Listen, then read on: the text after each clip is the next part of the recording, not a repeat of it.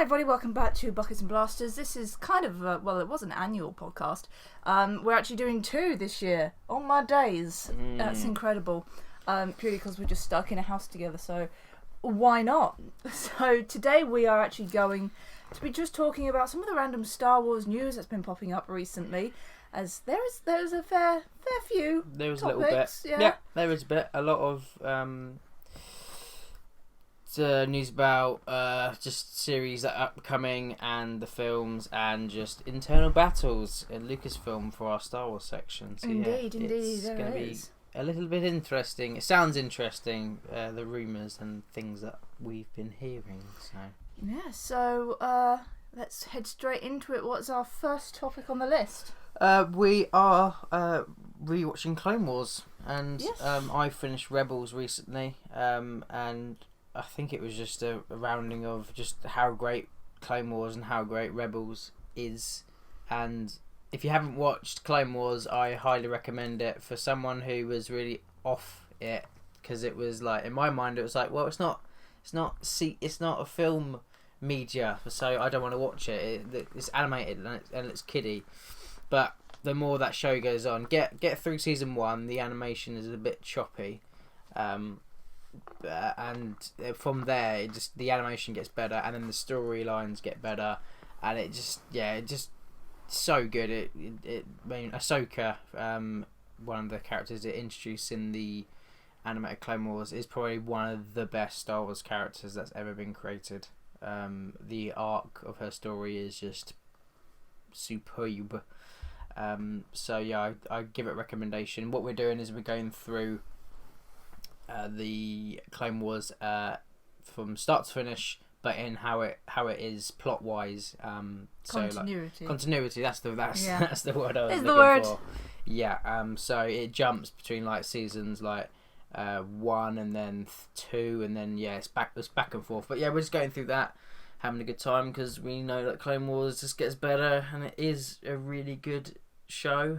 And obviously continues on to Rebels. I really enjoyed Rebels. I wished it was a bit longer. I don't know why it was so short. I don't know. I think that I can't remember if they say it got cancelled. It might have been cancelled. I don't know the official. I don't know. I haven't story behind it. Yeah, I haven't read that up, but it was the first bit was just how good Clone Wars is, and if you haven't seen that, go watch it, because there's so many good episodes and characters in that. Ventress being another one of that I can think of that's new. Rex and all the clones as well. It makes me want to get a clone armor as well. Yeah, that's the problem. You you sort of fall in love with the characters, and us being us. Yeah. We do like our armored boys, so it's always I could get that, but it's money. It's expensive. It's an expensive venture, unless you make the whole thing out of foam. Yeah, I'd go for phase 2. I don't know if I'd do phase 2 or stick with phase 1. So I like the movie phase 1. I like the a phase 2 movie. Because it's turning into the stormtrooper. So it looks more like a more aggressive kind of, especially in the film. I like the Finn, and I just like the vibe. Yeah, I mean, I can see why people will love the phase 1s, and equally phase 2s, and then even part of me wants to get the Ahsoka paint job one, because that just looks awesome. Yeah, there's one up there. So this topic I think is just a quick one. We're rewatching it, and we're still going through it, but just how good Clone Wars is. Even the episodes where it's like mostly focused on Jar Jar, we had one of those the other night. Oh god! And we were like, just kill Jar Jar, do it, kill him off, do it. I want to know the decisions that Dave Filoni, if he had to talk to George, because supposedly it's George Lucas's favourite character, and I just love to just kind of just hear like, George, do we have to have him in it? Yeah, he's an important part of the saga. And because some of those episodes, he's just he puts everyone in danger. He wrecks the ship so they can't get off the particular planet. He's just useless. He just needs to be shot. Why does Padme take him with her all the time? Jar Jar, you get us into a ridiculous amount of trouble, but because you are a main character, we just have to have you. And think about it. think about it. Jar Jar screwed everything up. Oh yeah. Everything up in the films. He's the cause of old Palpy getting all the powers. Yeah. So think about that. Really think about that. And yeah, that's it's quite depressing. Quite depressing that Jar Jar is the linchpin. Yeah, you just swore. I did. I have to bleep that out. Yeah. So I thought to myself, I'm not going to swear in this one because there was a lot of beeps and boops in the last one, and it wasn't R2. So the first one goes to this one. That's just because you can not tell I doing. don't like Jar Jar. Yeah, I use the naughty language. Just, oh god, he's for kids, but oh my god, just like it's too much. ADHD kind of levels of that character there, but I guess this isn't really a topic. This is just saying, yeah, this is what we've been doing so far is watching Clone Wars and building and armor building. Yes, we're redoing your Mando armor and some bits of bobs. So yeah, sticking with the Star Wars things are still getting made. Yeah, a long way to go for that though. But it's all good fun. So, next one on the list is Easter eggs. But we were also going through. I think it was we were watching. I think it's when we were watching Clone Wars, and we came upon a topic, and I said to Boss that the music. There's one musical piece that's in A New Hope, which Michael Giacchino. I might have mispronounced his name then. Yes, apologies for any mispronunciations. But he took the like a 1-2 second musical note in A New Hope and actually made it Jyn Erso's theme, I think it is, in Rogue One, and it's literally like it's the bit where it's Obi-Wan talking to Luke in his homestead. And there's just a little bit of silence, and you just hear it's like 3 notes. It's like 3 notes, and then Michael Giacchino just took that and made it into a whole new theme. I only found that out like recently. Boss didn't know. No, I didn't know. Yeah, it was just and then we went off about just different Easter eggs that we like in the saga. There's a few good ones. Visual and like. Because we got on that point because I've had a few comments in my videos when I've been talking about Rogue One being like one of my favourite Star Wars films, and there's been a few people that have like really hate the soundtrack, and I don't get it. I know it's not John Williams, but I think Michael's done a fantastic job with the soundtrack of Rogue One. I listened to that on repeat after it stopped being played in cinemas because that was the only way I could get a fix. But to see that he has put in a lot of elements of John Williams' original scores and really built upon it. That's one of them. That's a really good thing to do. He's not just gone off and done his own thing. We've still got a lot of the original themes, but it's new and it's fresh. And man, John Williams ain't going to be around forever. No, he's not. So someone has to kind of take influence and take mantle for future films because they're going to be doing it. But we're going to be talking about the current state of the Disney franchise in a bit. So. Fortunately, yes. Yeah, but what is your favourite Star Wars Easter egg? Oh God. Either visual or audio or. The one that I find really funny recently is the one where Obi-Wan drops down and there's the 2 battle droids in the background and they kind of tap each other. I didn't know that until recently, and I thought that's just hilarious. It's when Grievous ignites his sabers and they're like, oh, it's going down. One guy's not looking, so the droid taps his buddies. Yeah.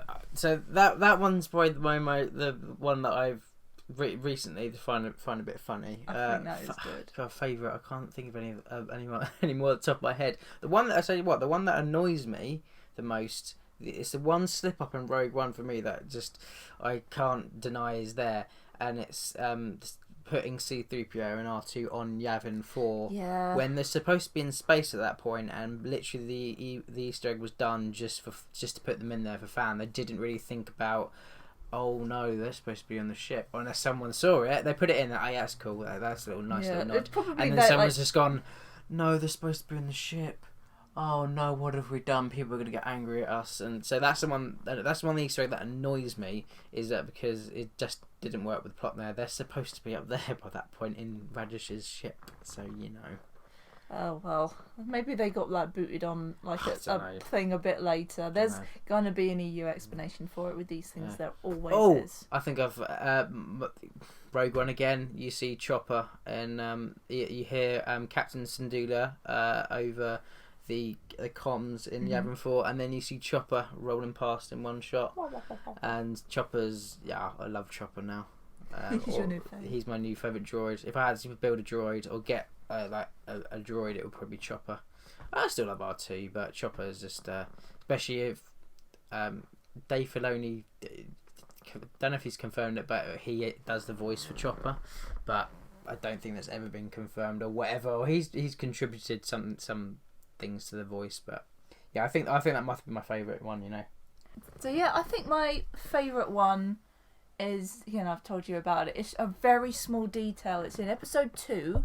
It's I think it's during the chase with Zam Wessel and Anakin and Obi-Wan through Coruscant. There's a particular shot that's kind of looking down on a patch of the city, and if you look down in the bottom left-hand corner, there is a silhouette of I think it's a X-wing being chased by 2 TIE fighters, or 2 TIE fighter being chased by 2 X-wings. I can't remember which way around it is, but it's really hard to see. And like I only saw that because I had a phase. I watched all the prequels with DVD commentary on it, and they pointed that out, and I was like, "Oh yeah, that's really cool." I just, I like a little hint of Empire being put in there, even if it's just a casual little Easter egg. So that's one of my favourites, I think. Cool. I know Star Wars. There's obviously a lot of meaning behind things.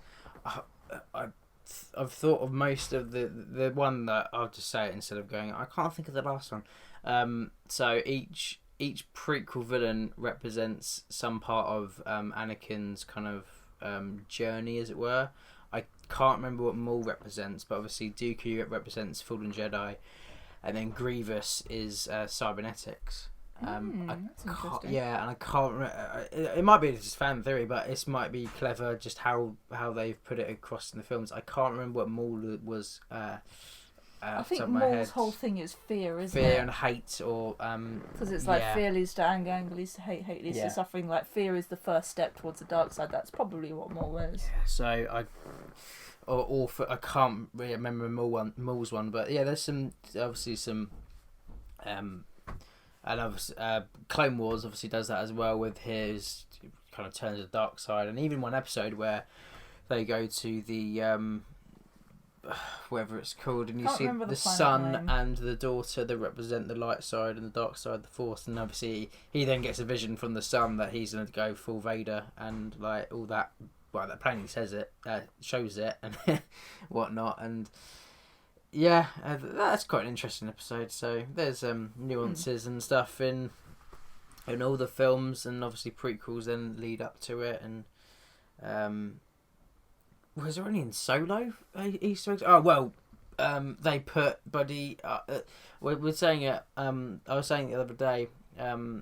Well, I think one of the most underrated pieces of John Williams is actually the asteroid field. Oh yeah! And when you hear that in Solo, I was so happy because that's best so thing good. In the cinema. Oh, days. And shame on people that just stayed away from it because it was the next film after The Last Jedi, so they went, let's either boycott it or not go see it. Because Solo's a great film. Yes, that's the thing, and we were gonna have a sequel to Solo, but now Disney aren't sure because Solo did so badly. So you're making us miss out on more live action Darth Maul, and I'm gonna say I'm not pleased about that because that would be great. He's such a good character.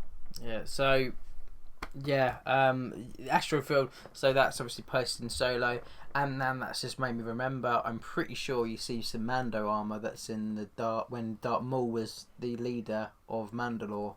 In it's like a Beck's samurai armor in the back, but I'm not entirely sure like what clan or what era it's from. So, that's pretty nice. Oh, I think the idol head from Indiana Jones is in there as well. It is. Yeah, so that's pretty cool. So there's quite a few good ones scattered throughout new films, and obviously some of the animated bits and bobs, but I can't think of any others at the top of my head, and I wasn't just going to Google it to say best Easter eggs. George Lucas he got a small cameo in episode 3. He the Millennium did Falcon his daughter. Yes, he did with his daughter.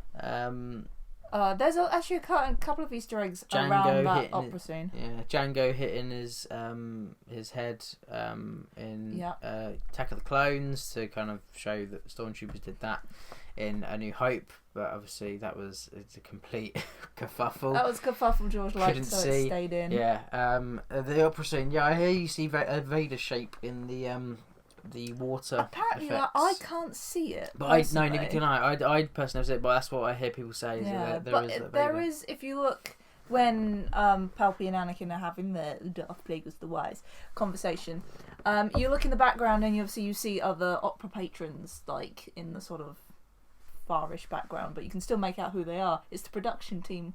So you can see, if you know who certain people are working on the show, you can see them and you go, oh, that's so and so, just casually sitting in the background. Obviously I think they were filmed on separate plates and added in later because green screen, but they're there, so that's cool. They did that same for episode 1 as well. You can see, I think, Rick McCallum, the producer, behind some of the Jedi and stuff at the very end when Palpatine's like, we'll watch your career with great interest. Anakin, you can see some of the producers. Yeah, which is nice. They put some of the guys behind the scenes in front of the camera. Yeah, that's always nice. Yeah, that is always get a little nice. bit of and I just thought of 2 more actually. Off of that, Ray Park. You see him in episode 1 as a guard running away, which he only I'm sure most people saw it beforehand, but the 20th anniversary panel of Phantom Menace, he actually said, "Oh, look, there I am," and it's him just trying to look at camera as much as possible. So look, it's me. So that's quite good. Yeah, that's why he's one of the Naboo guards when they storm the Naboo Palace to the Viceroy. And the other one, bloody E.T. Species is part of the it's part of the Senate. Yeah, and that bounces off in E.T. when kids dress up as Yoda and he says home. Or, I think stuff like that is great. Quite sweet. Yeah, because obviously Spielberg and George Lucas, great friends. They worked in Indy together.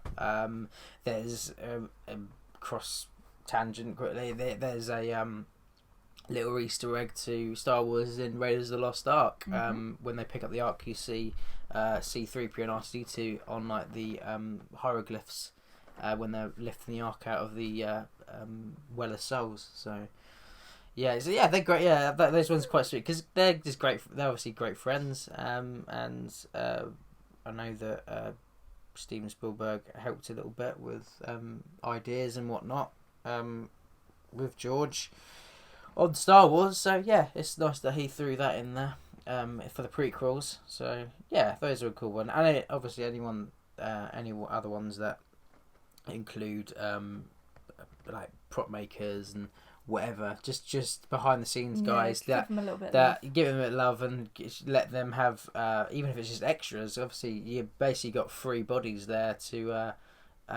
pop on the film, and I'm sure they're more than happy to because obviously they contributed something to the film, and that's just made me think as well. Quick one, I know Grant from Mythbusters, I forget his last name, but he passed away really tragically, and I know that he worked on some of the behind the scenes of Phantom Menace and stuff, so yeah, real shame that one, because he was an awesome prop maker and just whiz. So yeah, that was recently sad to hear. So I hope you're in a better place. We were going to have this as a topic, but we think discussing it, we'll probably do a video of this. We love all the costume groups. We love the Fire First and etc. All the Star Wars people, but the particular clubs that do screen accuracy and stuff like that, sometimes it just doesn't work in some places because effectively you've got to have broken armor bits and pieces on the wrong way. Cough cough. Mandalorian with the Scout Troopers. That's canon now. Yeah, so you got you got to wear those upside down. That's screen accuracy. That's what's on the screen. So, but it's only a good laugh. So we just think we're gonna make a video of all the mistakes, especially in the original trilogy. You got duct tape holding bits together and broken, missing blue bit. Yeah, so we're gonna bits on the wrong way. Yeah. It's just a fun video because I know a lot of people do stress about getting armor is expensive. There's no way around it unless you have the ability to make it yourself. Even then, you're going to rack up a cost, especially if you want to do it properly, because it's getting the molds, it's all the vacuum forming, it's the trimming, it's all the work you got to do to put it together. So just wanted to show people that, you know, even though some places ask you to do sometimes, I think, kind of ridiculous standards, but, you know, that's a personal opinion. Remember, the original Star Wars was made on a budget. It's a budget sci-fi film. People forget that because it's now the massive, big, conglomerate kind of thing that makes stupid money. We love it. But, yeah, I went through and I watched, especially prevalent in New Hope, and to see all the errors that are in the costumes because it was on a budget and it was rushed. George Lucas thought it was thought it was done. He think if this bombs, that's it. My career's over. And he was over budget. The film was delayed. Effects weren't working. Sets were destroyed. It's a bit of bad luck from him. But yeah, it was literally like shoestring. And then obviously to make it, and then the studio turned around and said, "Oh yeah, you're not going to make any money of this because of all this budget and delayed stuff." And he obviously, luckily, got the toy rights, and then because they were like, "Sure, take that. It's not going to make any money." And then obviously that's when. So yeah, it was, low budget. Never. It was the nucleus of something that might have not got off the ground. Yeah, so it's pretty insane how it turned out considering all the problems that are in it. But yeah, that's a video I think we're going to do at some point in the future, is literally just pointing out all these issues and saying, you know, it doesn't have to be perfect what you're working on, because you look at the original source material, it's not perfect. There's even stuff, there was a great one, even when it comes to the new First Order troopers. There was a promotional image that got printed out on cardboard cutouts of the new. I think it's like they're doing like a sort of like running pose. Yeah. And a friend pointed it out to me. There is a bit of white duct tape holding together the end of the sleeve because the end's broken, and that is in a large blown up cardboard cutout promotional image that, you know, you get on the DVD stands. And I think you can see it in the film as well. White duct tape is your friend. I always have it near me. My armour is held together by duct tape in several places, and I consider that incredibly accurate. So yeah, that's going to be coming up in the future. So enjoy that. Enjoy us poking at things. In a fun way. It's in a fun way, not malice. Down or malice or anything like that. It's just showing people, you know, you don't have to be perfect. No. I'm an advocate for that.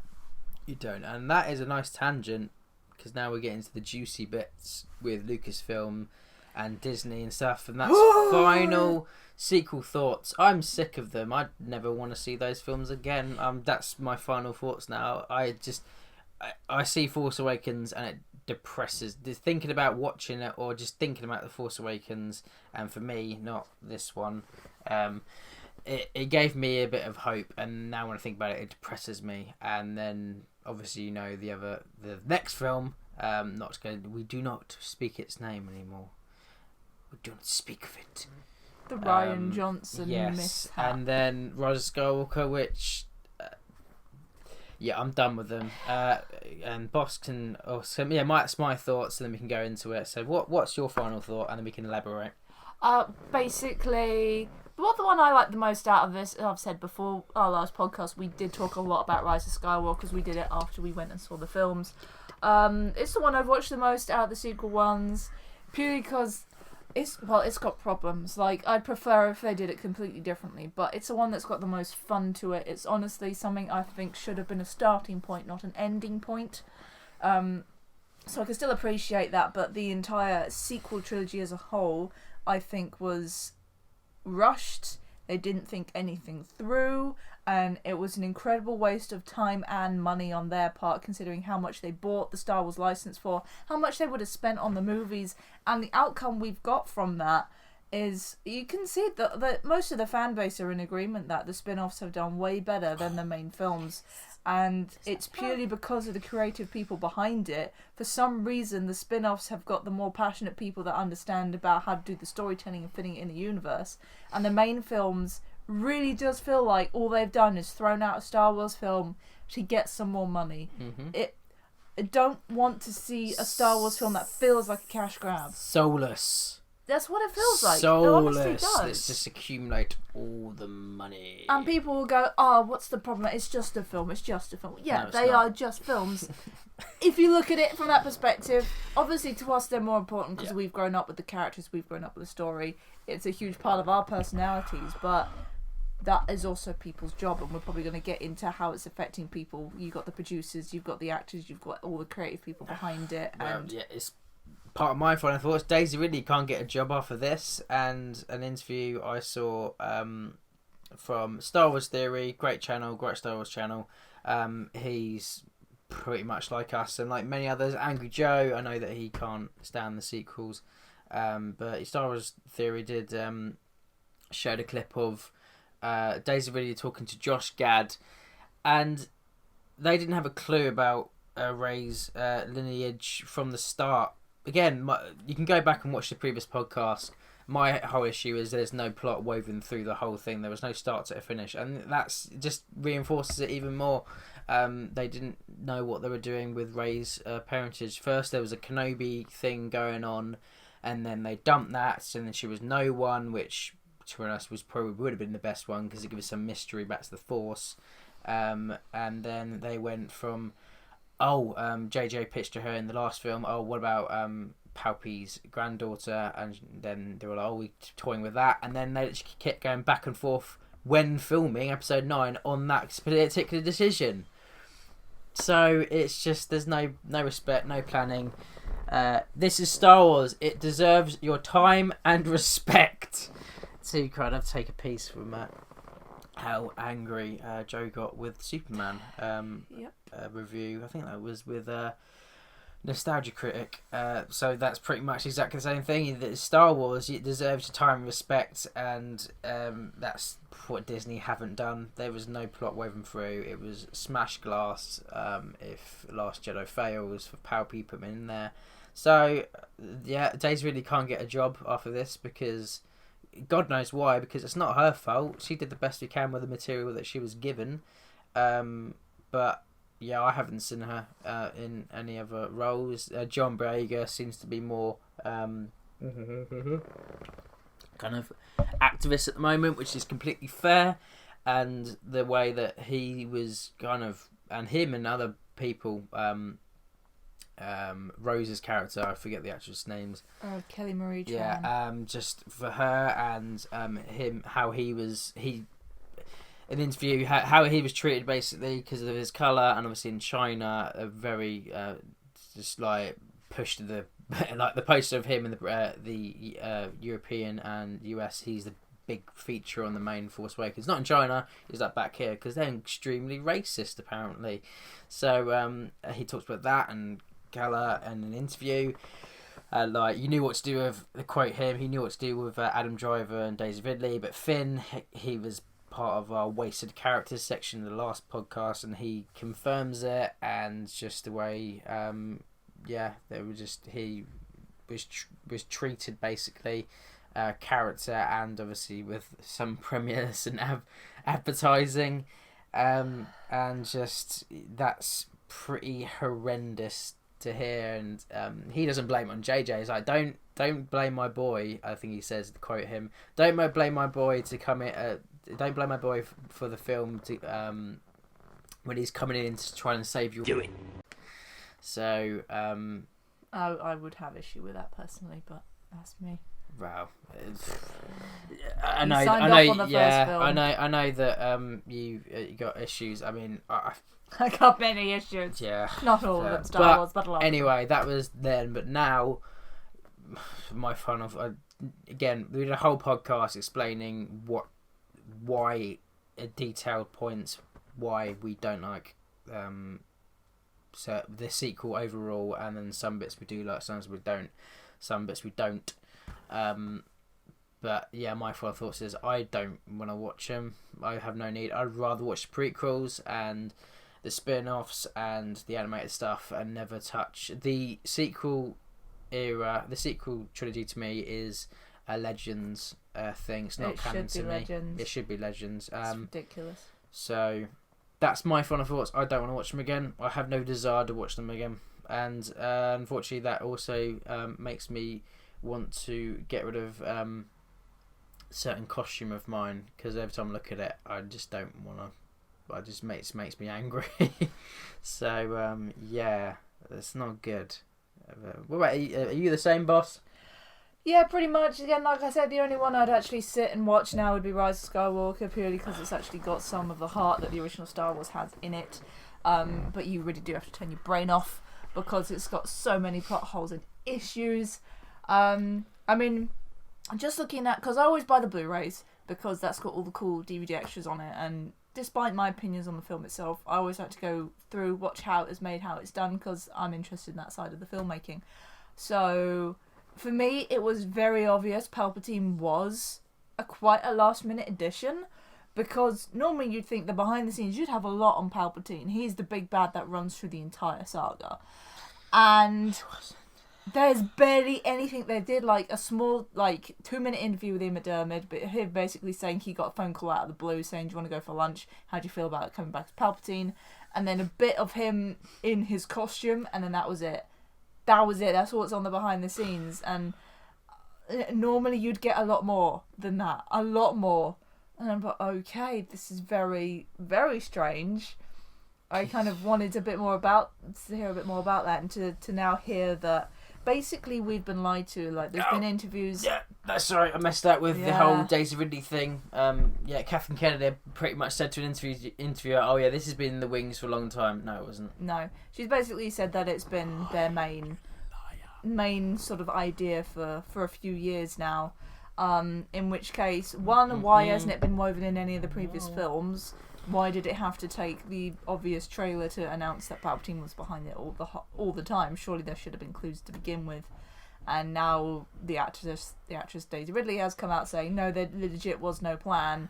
And the person that everybody is hating, and I thought at the beginning, probably unjustly so, but now I'm thinking, okay, no, you literally have lied to everybody and have tried to run the most popular fandom into the ground by just being like, yeah, we know what we're doing, and not actually know what we're doing. And in a recent interview she said that she is more interested in hiring like females and people of colour into the work, which absolutely fine, more diversity.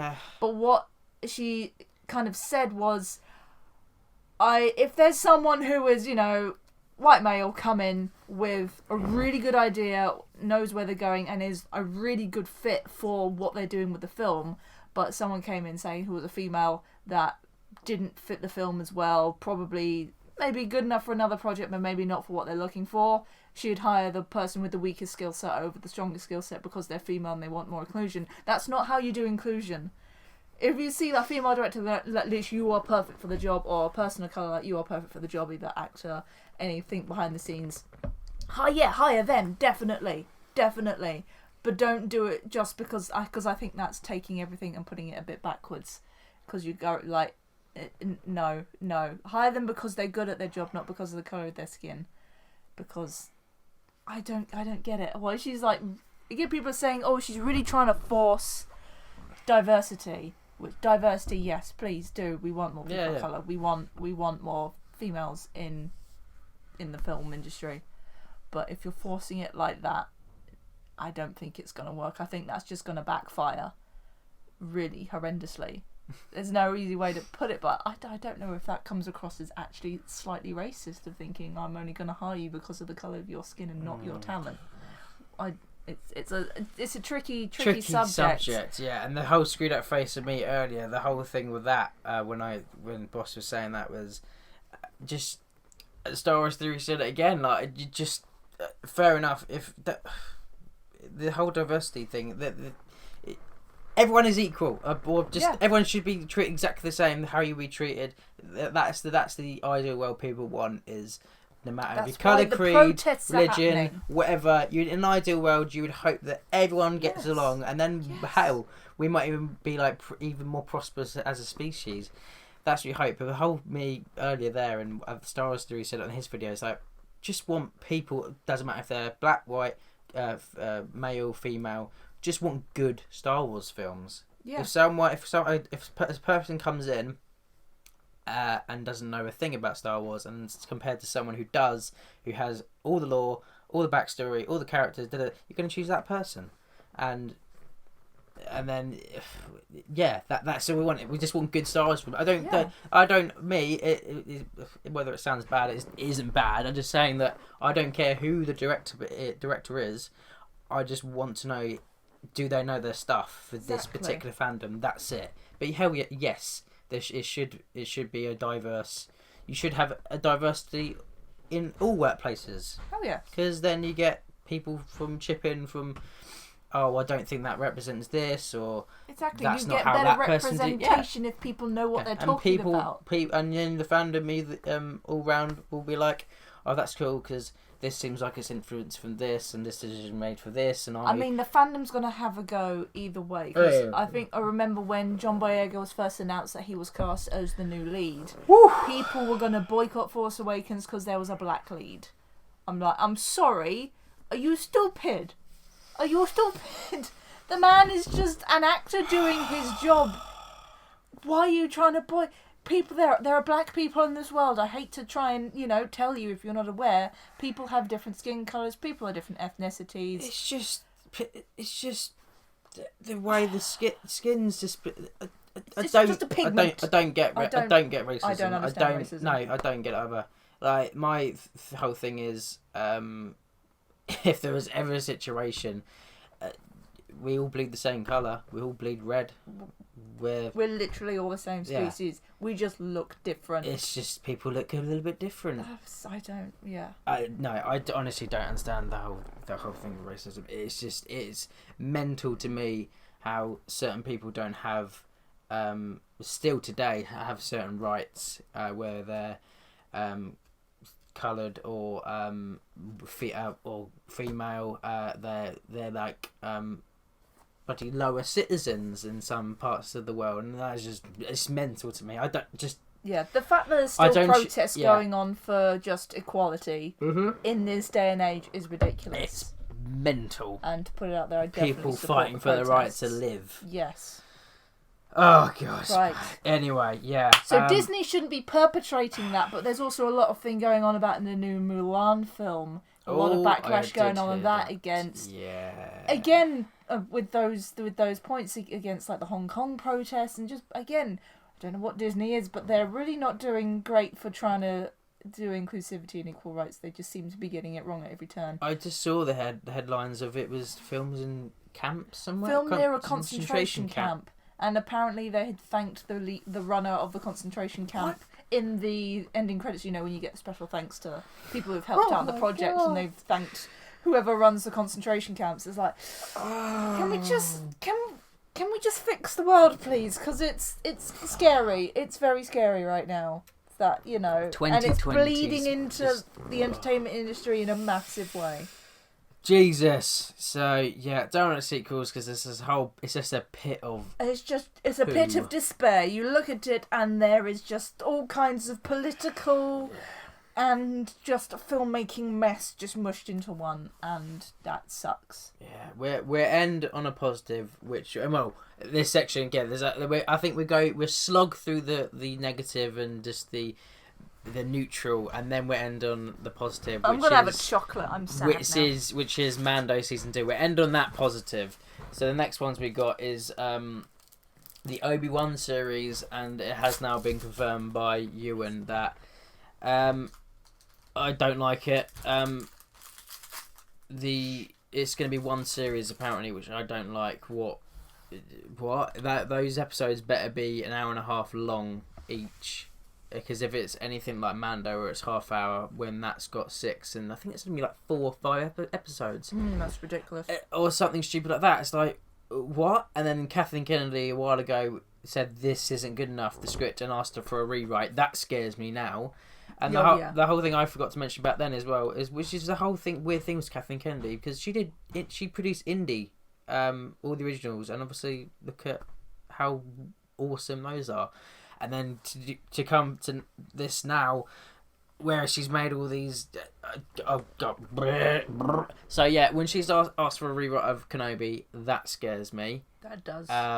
And now they're saying it's a limited series, it's just going to be one. but there might be more soon. And so basically, if Kenobi is good, let's support it as much as we can, so we can get some more of a good Star Wars. Please, yeah, yes, please, yeah, and show them that we love Ewan and we love Kenobi. We want more Kenobi, please, especially in that nice, lovely nucleus, which is after Revenge of the Sith, before New Hope, where it's like so many good things can happen. Inquisitors and just Anakin. There's rumours that Hayden Christensen might come back, or has, or don't know, but as flashbacks, or him as like Vader, or that'd be so cool. Because Jamie Costa did a fan film for Kenobi, which was a cool little thing. Like, it's like Kenobi has PTSD kind of thing, which would be really cool thing to play on, because like he's like lost everything basically. So yeah, there's so much potential for this, and if it's just gonna be one season, that's ridiculous, and I do not like that, and I'm excited to see it, but I'm not at the same time. So yeah, I don't. Well, that considering the TV shows have been the best thing that come out recently, and again, just to put another point in the diversity, Mandalorian, the first season, had a bunch of different directors from different backgrounds. Yep. It did. And that turned out really good because they knew what feel they wanted for each episode, so they hired the correct people for each episode, and I think it turned out great. Yep. That's how you do it. Yep. That's how you do it. I don't understand how that's so hard. And for that, thinking of that standpoint is awesome, and just from the normal kind of viewer, it's awesome Star Wars material. It's awesome. So win-win. You've got your diverse production, diverse and cast, it's good. Very good. Mm-hmm. More things done in the same way as Mando, please. Yeah. So yeah, Obi-Wan, I'm just a bit worried on that one. So the next topic is new films. These are probably gonna be short, far off rounds. The new films, I don't know why they're doing this new High Republic thing. If anything, it should be Old Republic, because we've heard literally nothing about it. They did like a small little sort of news update about it recently, which was literally Yoda's in it. Art for Yoda. Yoda's gonna be in it, and he looks exactly the same. Yeah. They gave him a belt buckle, and there was a great comparison on Twitter someone did of, because one of his poses looked really similar, and because of that, they've just taken it from. I won't be surprised if they're just taking it from an existing art print, and they've just made him young, and it's the exactly the same. It's literally a still from Revenge of the Sith. Well, I'm not surprised. That they've drawn over. I'm not surprised. Right. I'm not surprised. Right. Yeah. Okay. Whatever. Sure. So yeah, we had probably mentioned this before, because there has literally been no news. I don't know why they're doing this era, because supposedly in the whole universe, nothing's going on. The Jedi height of their power. The rule of two is in play, so there's no Sith. Old Republic is the best thing to have it. Either Revan time, or before that, where there is like the Sith Academy versus the Jedi Academy thing. You could do an awesome plot with that, but for some reason Disney's just going, nope, we're gonna go here. So I reckon they just misheard everybody when they're like, right guys, what do you want? We got Old Republic, and they went, High Republic. No, Old Republic. High Republic. Gotcha. Yeah, don't worry, cool. We're on it. No, that's not what we want. Let's have a look here. Oh, there's not a lot in this High Republic. Oh, if you Google it, let's just do it. A small Wikipedia page that basically says nothing is happening. Who's going to be the villain? A pirate or something? Pirates. Hondo Onaka. That'd be awesome. Hondo lives in the old G. Hondo is old. That would be amazing. Just, yeah. Oh. Hondo's another great character to go back to Clone Wars. He's great. He's mad. I love Hondo. And probably one of the best animatronics that I've ever seen at Galaxy's Edge. I thought that was an actual person when the first time I saw it, because the movement is so on video. We haven't been, by the way. They haven't been. Yeah, on we're video. Planning to. We're planning to when the world gets better. Yeah. 2022, I think, is the plan. Yes, is the pending date. Yeah. But yeah, best animatronic I've ever seen, compared to the actual Rise of the Resistance ride, where the animatronics look awful for Kylo. Ren's just... What? Oh, how much money do you make? Oh, yeah, whatever. But it's the same pit of the park. One animatronics better than the other. Whatever. Yeah. So High Republic, yeah, don't know what they're gonna do with that. Meh is my things on new films. Meh. I trust anything that Dave Filoni handles now because he is the apprentice, as it were. He's knows his stuff. He actually communicates with George. We'll save that again. I'll Dave Filoni, but we'll mention him again on the Mandalorian season 2 section. But the whole thing that's going on is supposedly there is a rumor at which I hope is going to be true inside Lucasfilm, which is there is a internal battle supposedly at Lucasfilm where it's Lucas Party, Dave Filoni, George Lucas. Obviously he's not part of it, but he's like advisor. Another check for daddy. And Dave Filoni, Jon Favreau. Another check for daddy.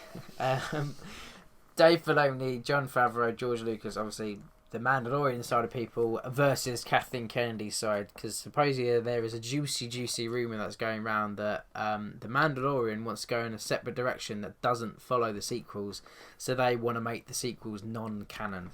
Which, yes please, that would be very, very nice. I fully support this decision. Yes, so that is supposedly the kind of the big rumour that's going around, is there is a faction war going on inside Lucasfilm,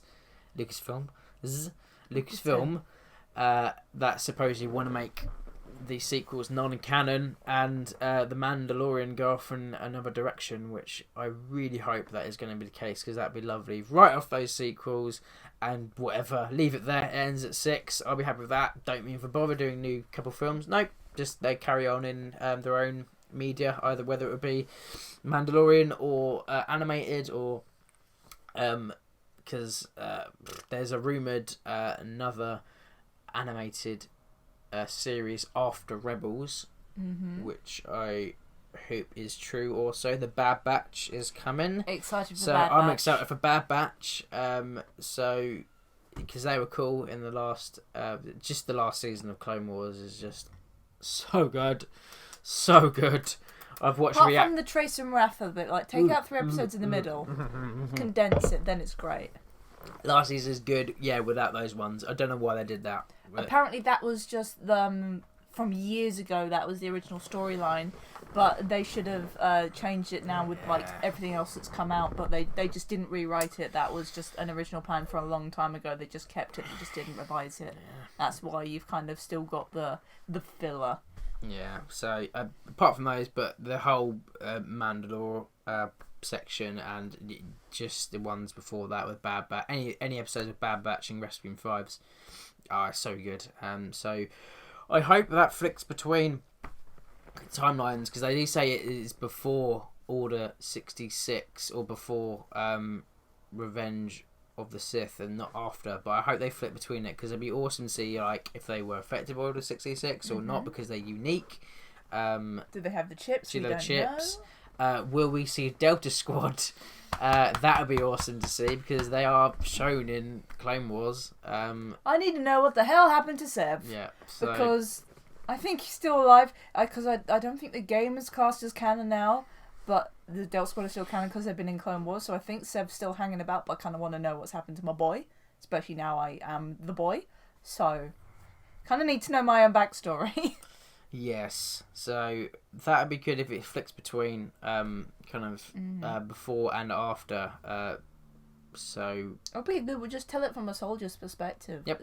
Again, the most interesting episodes of Clone Wars, I think, are the ones that focus on the clones. Yeah, they are really good, and it's good watching it in the order, because you kind of get the little small pack of clones, the ones you hear and see most of, if you just watch it from season 1, 2, 3 instead of the actual order. So that's been good, because I have to remember like who's 5s and who's heavy and what. Echo and Echo and and that's you watch when they're in the Camino, the training facility, and then you go to the outposts and commando droids as well. They're introduced in Clone Wars and they're cool. They're actually a little bit scary.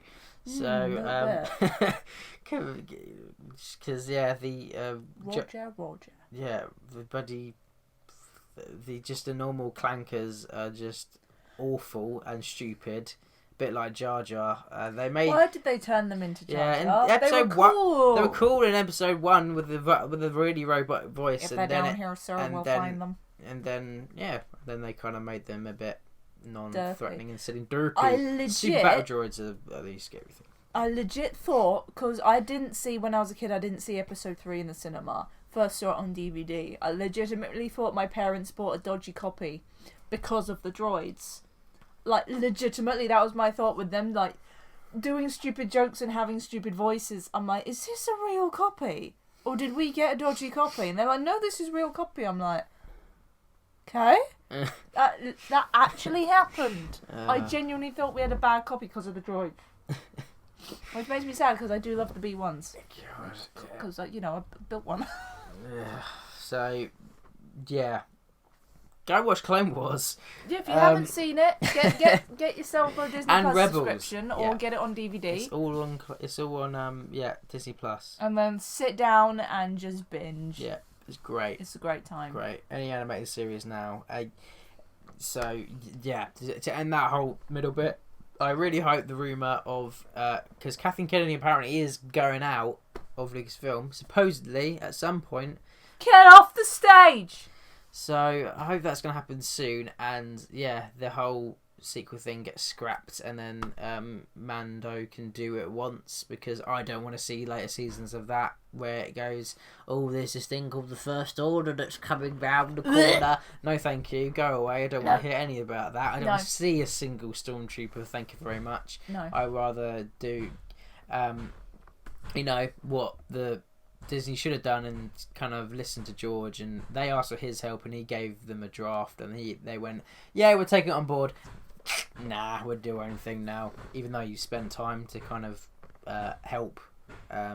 So at least with the Mando, it's Dave Filoni who's got George there on set and helping out with episodes. Apparently George has given his seal of approval for season 2. Good. Like, he's seen it and he's gone, yep, that's great. I know bits and bobs of the prequels are bad, but I'd rather have... Yeah, let's talk about that for a second. Like, the amount of love that has suddenly, suddenly appeared for the prequels since the sequels. Again, I think people forget that the prequels have got a crap ton of problems, like a lot. There is a lot of bad writing, there's an over-reliance of CG. Honestly, I would like a rewrite of the prequels so we get more dark side Anakin earlier on, less whiny Anakin. Yeah. The romance is terrible. There is a lot of bad points in the prequels, like a lot. There's a reason why it was hated for a long time until the sudden love has appeared. Yeah, I feel really bad for bashing them so badly, the prequels. I don't feel bad for it. I still feel it's valid, but they do have, like you said, a through line, a plot that follows from A to B. They still have that. You can follow it and you can see where things are going. You can see the characters build up. You can see there's a point to each and every film. And, you get a whole plot watching it from 1 to 3. Each film has a really good bits. Obviously you got Maul, you got anything with... it's got good and bad, let's face it. It's got good and bad. So, yeah, quickly, Maul and the pod racing first one. Oh my god, I love you got pod the second racing. one with the whole section with Obi and Kamino and things. Oh, I love that so much. Yeah, I love that. The arena and Geonosis and then Count Dooku. You see Yoda fight for the first time. I remember that vividly in the cinema. It was apparently I was there for the so cinema, good. but I do not have any recollection. My mum was saying the same thing, like the cinema went wild. I'm like, I physically do not remember watching episode 2 in the cinema. And then 3, obviously being the best one with everything that's the war and everything's going on. Then Anakin versus Obi-Wan, and then Order 66, and just leading. Order 66 was brutal. Yes. Again, that's one of the things I remember seeing for the first time and remember exactly how I felt. Literally, just the music and I was literally like, oh my god. There's a reason why they use the music in older bloody Clone Wars, because they know it was gold. Hurts. Yeah, so each one, and I do feel a little bit bad, and it is still there that the kind of being angry at it because some parts are bad. Maybe I'm being a bit too harsh on it, I feel, because I think that now that that. You just soften with age. Yeah, so I feel so bad for bashing you because at least you had the creator who knew what his start to finish, and if he still had control, maybe he would have made future films that would actually have that as well. He just needed less yes men on his team. That's the thing. Yeah, the first Star Wars worked because George had other people around him that No, you can't do that. You can't do it, George. We don't have budget, or that makes it too long-winded. So he had the great ideas and the great story, and other people helped mould it and rein it in, and like a lot of the first Star Wars got fixed in editing by, I think it was his wife at the time that fixed a lot of it, and she was the reason that Star Wars was really good. So that's the thing, you need a team of people, not just one person. Yeah. Right. Positive bits or positive notes. I'm gonna have another choc. Would you like another chocky, sir? I will, thank you. Okay. To end the Star Wars section on, that is Mando season 2, because that is going to be Doing it away from the microphone. I think it's going to be very, very good. We got round off the list. We got Ahsoka confirmed. Holy balls! That's going to be very, very interesting to see how they handle a live action Ahsoka. I know the actress as well. I think she was in. She's a doctor character in Daredevil and Luke Cage, I believe. So should be good. But how they handle a live action Ahsoka, yeah, that's going to be pretty interesting to see. Mm-hmm. And then the rumours as well. Yes, we've got rumoured Tamara Morrison will be returning live action. But it's not just rumoured that he's coming back as one character, it's rumoured he's playing two. So a lot of people's theories is Rex and Boba Fett, because obviously Rex is a clone of Jango, and Boba's a clone of Jango as well, but just a slower accelerated, slower aging. He's got normal age, he doesn't have accelerated age like Rex. So basically we're going to have Tamara Morrison in two different makeups, if that's a thing. So people have been looking at the episode titles that have been leaked recently and are definitely thinking, we reckon, like, if there's going to be a Rex, it'll come around at this point, just looking at the titles. But that's going to be interesting. Again, a really nice way to bring the animations into the live action, because I feel it's always more valid when it gets brought into live action, because people look at that as that's the main Star Wars thing, because again, a lot of people view the animation of, it's just for kids, which I could argue the first few seasons of Clone Wars are aimed a lot more at children, and then it gets really dark really quick, and you probably shouldn't let young kids watch past a certain point, because it gets pretty dark. People get stabbed, people get their necks broken. There's just a lot kids of show violence and horrible beheadings, but up. Kind of like sweeping across, and then you just see the head just. Which we get beheadings in. We had a beheading in episode 3, but I think like the most violent part. And 2, Mace Windu chopping off Jango, and you see the head fly off in the shadow. Yes, in the shadow, because everyone was going, why doesn't his head slide out of the helmet? Yeah, you see it. Because I did wonder that, like thinking Boba's going to pick it up, it's going to go. Yeah. Oh God, R-rated. So so that does sound good. And really, like, you could bring even more, like, obviously Rebels ends with Sabine going after Ezra with Ahsoka, so wonder if we're gonna see Ezra, or if we're gonna see Grand Admiral Thrawn in live action. That'd be amazing. Oh God, I just swore. The bleep there. Grand Admiral Thrawn. Yeah, that'd be really good to see. My soul. And obviously you got the Moff. Forget Gideon. He's got Darksaber. How we're going to see Bo-Katan? Because obviously last person to have Darksaber. What's happening on Mandalore? There's so many good potential in this second season and to come. And what's going to happen with Baby Yoda? We're going to find out the actual species name. Yes, we're going to get some new additions to the lore, which will be very interesting. The Force, and supposedly their concept art. I'm pretty sure it's found.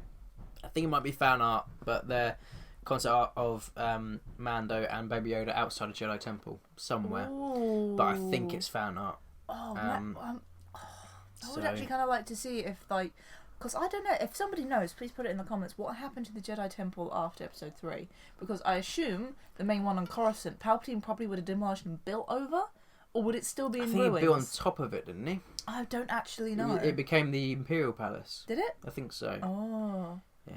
But what if there was still stuff like underneath? Like, because I'm assuming the Jedi Temple have basements and stuff. I would have thought he would have kept it just like to boast that he's confident that he defeated the Jedi. I would have thought because there's probably have like a lot of hidden artifacts. Certain artifacts that he would have kept. So I think there'd be like small sections, but like this. like the like only sequel prop I will ever make. I'm not looking at it. Is my Sith Wayfinder, just because it looks like a holocron. So I think it's really cool. And So. You know where to put it in the shop. Yeah. So, Mandalorian season 2, yes, please. October, cannot wait. And to see what they're gonna do, and more of the boys, please, because they were awesome to see. And by the boys, he means Death Troopers. Yes, please. And more came around the corner. They better be predominant throughout the series and protecting Moff and high-ranking Imperials, and obviously if you see Thrawn, you're going to see more. Just more of them, please, because they're awesome. They are awesome, and I will be watching season 2 in my full gear just for the lols. So my Mandalorian costume is very nearly done. So I'm very much looking forward to getting suited and booted. Cool. Just like Yeah. be like, oh, we're watching season 2, and I just come down going, get it up. Yeah. So positives, looking forward to that. Any animated series, Bad Batch, rumored post Rebels series, yes please. So there are still things. There is still hope at the for Star Wars, just not in the mainline films. It's animated series, spin-offs, and TV shows. Mm-hmm. Or is that going to be the same thing with spin-offs? Whatever, you know what I mean. So there is still hope, and I hope. Well, you could count some of the new comic books as spin-offs, and comic, yeah. Some of them are really good. So, yeah, there is still good stuff coming, and hopefully that's just going to continue. I hope so. I really do hope so, because I'm very much looking forward to season 2 of Mando. Mm-hmm. Right, that's the Star Wars section done, and then we move on to a bit of Marvel and DC, and I think I have to start with Wakanda Forever. It was pretty, horrible to find out that Chadwick Boseman passed away while fighting cancer. Bloody what a what a warrior! I guess is the best thing. He had it while he was filming Black Panther. That is strength. Then the man went through great physical training for that. To be able to go through cancer treatments and get physically fit and do several films whilst trying to fight something as horrible as that, and he kept it to himself, and he still visited the kids in hospital and stuff. And what an absolute legend!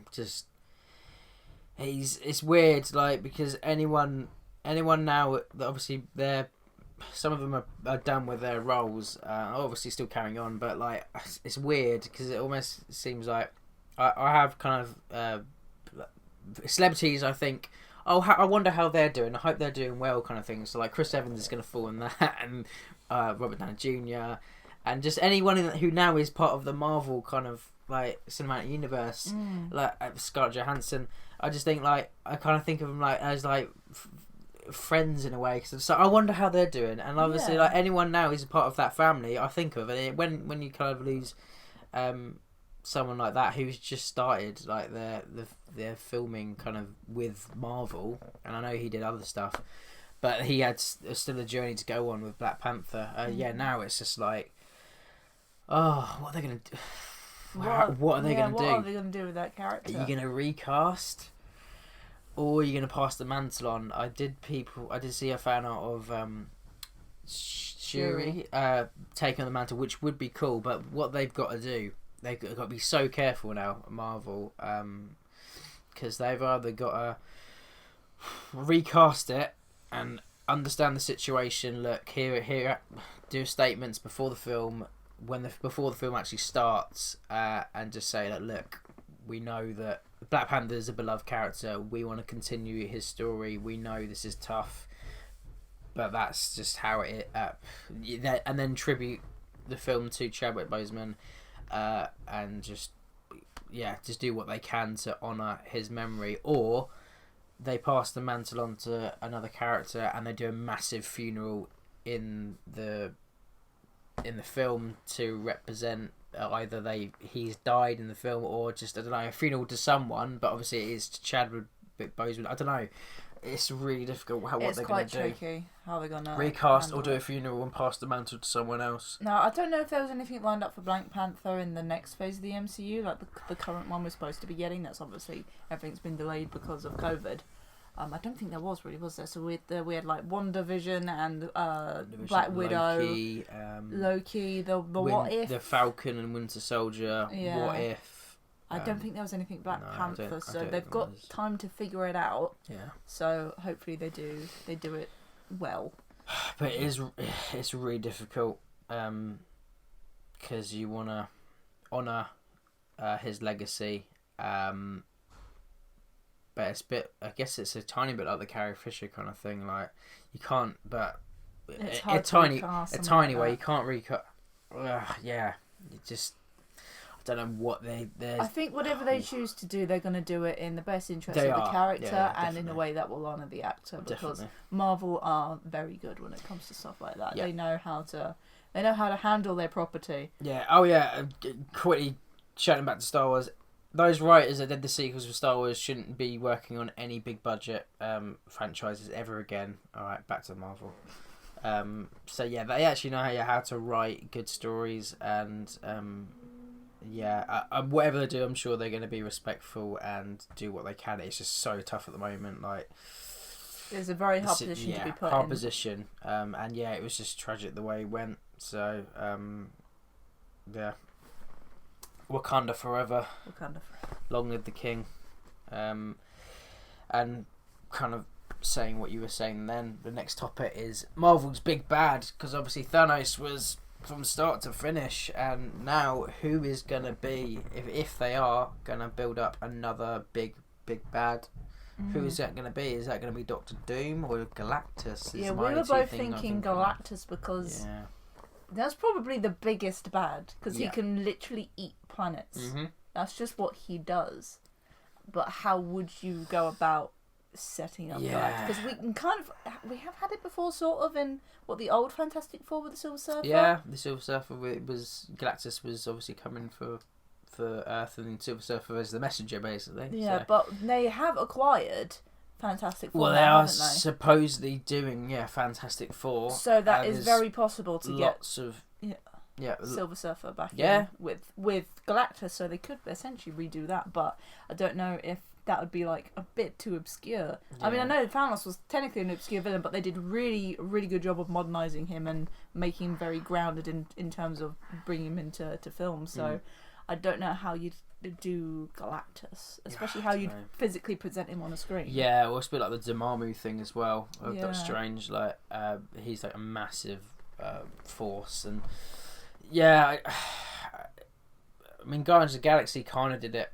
Showed like there was massive colossal beings, obviously Nowhere's in the head of that, like Sentinel kind of robot or whatever they call it, but Galactus, I just don't know how you're gonna have an epic battle with the thing that's can eat planets.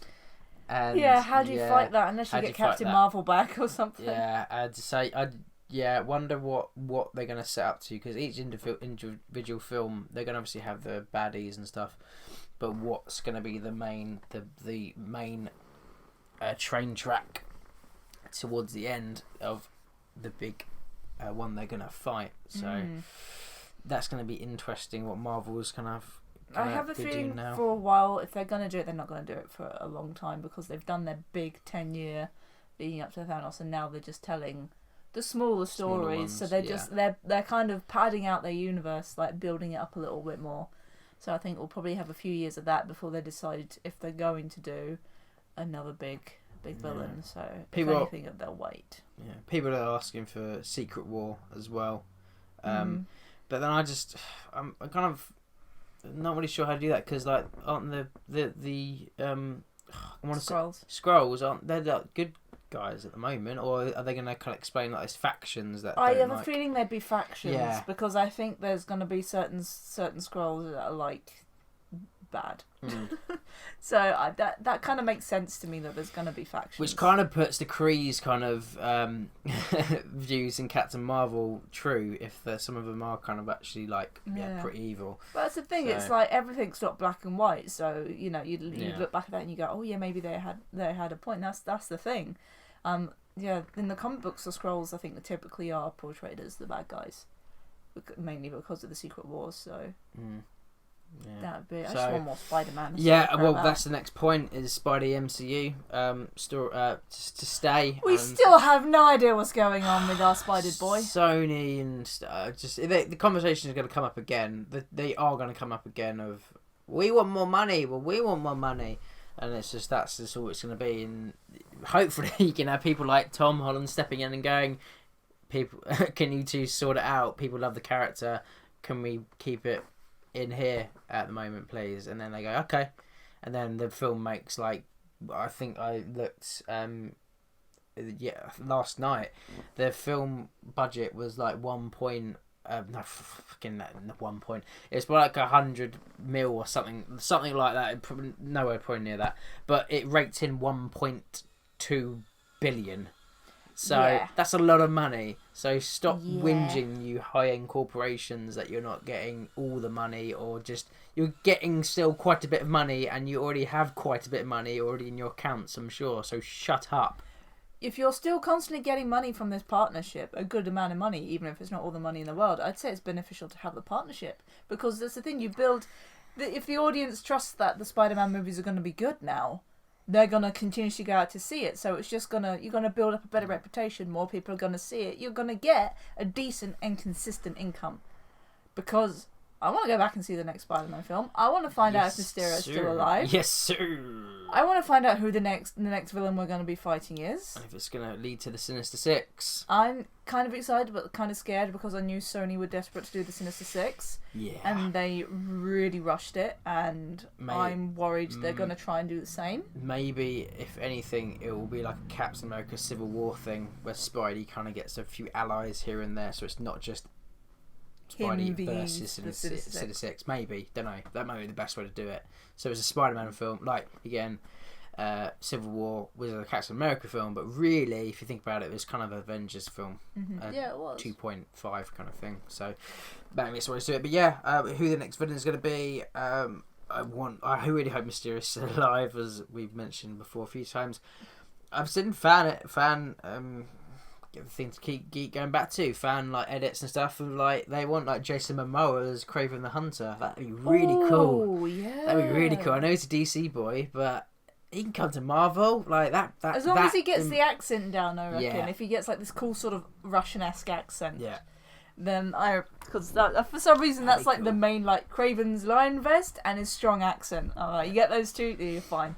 So that's a cool kind of edit, and I want to see if they're gonna try and do the bigger villains that have been done. Like, will they introduce Green Goblin somewhere down the line? Will they do Doc Ock? And if they do, will they find someone better than Alfred Molina? I don't know. That's going to be tough. Butterfingers. Butterfingers. Yes, I just had to see in that one, because Morbius is confusing, as we've said previously. Still no news on that one. What is going on? Because it's very MCU ties and throwing other stuff in there. We've said it multiple times. Go and watch the other podcast where we literally explain, like, there's stuff in the MCU, but there's also stuff in the Spider-Man video game, but it's also representing the Sam Raimi. Just go watch it. I'll do a quick run through, because that's at the very end of our last 3-hour podcast. So basically, quick run through. Save you guys. Do it live. Do it now. Save you guys a bit of time. So basically, the trailer for Morbius dropped. From as far as we know, the MCU films will influence the Sony films, because Sony still have the rights to do like Spider-Man spin-off films, but they just don't involve Spider-Man. So they did Venom with Venom without Spider-Man. It's a bit weird. So they do Morbius. Morbius is like a vampire kind of guy villain thing. Don't know a huge amount about him, but basically they dropped the trailer for it.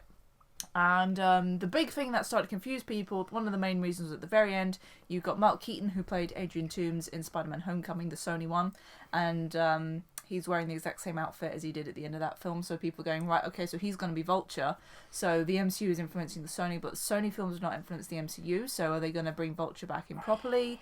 what's going to happen with him, we don't know. There is references to the end of Spider-Man Far From Home, with Spider-Man being a murderer, killing Mysterio. There isn't any references to his identity being revealed, though, so I don't know if that's going to be touched on. But there is art is so Sam. There's a graffiti on a wall, and there's also a headline on the side of a bus. So the graffiti on the wall is the Sam Raimi Spider-Man suit, which obviously you guys know is nice and nice, red and blue with the silver raised webbing. My favourite costume, with the words "murderer" spray painted over the top. But the weird thing about that is it's not an artist's rendition of the suit. It's not a screenshot that they've just kind of edited, put on the wall from the films. It's a loading screen from the recent Spider-Man PS4 game, where they did the holiday update. They added the Raimi suit in there, and there's a particular pose if you're loading as you're playing with the Raimi suit. There's like a particular swinging pose where he's like that, but there's doing the little web hands, and it's literally that cut out, stuck on the wall. So it's a Raimi suit from the Spider-Man PS4 game on the thing with a Far From Home reference. And then you've got the Daily Bugle logo, which is the Daily Bugle logo from the Sam Raimi films. Again, the headline on the side of the bus references murderer. So that's confusing that they're doing references to Raimi, references to the Spider-Man PS4 game in a Sony film, which obviously makes sense because Sony did the previous ones, but it's also involving MCU stuff that isn't going to influence the future MCU. So we basically don't know where this film sits, how it's going to affect people, what's going on. We've heard nothing else about Morbius, so I'm going to go see it in cinemas probably because I just want to know what the hell is going on. I'll go see it. I'll go see it and to see what is going on, and just hope it's good and does something interesting, whatever that's going to be. Fingers crossed. But yeah, just and people are getting excited now because obviously Sam Raimi is doing the new Doctor Strange, so people Multiverse of Madness. So people are really hoping there's some sort of Tobey Maguire Spider-Man thing going on. That'd be cool. Sony, do you want lots of money? Because I know you do, right? So basically, a lot of people like me grew up with the Sam Raimi films, and Tobey Maguire is our favourite Spider-Man.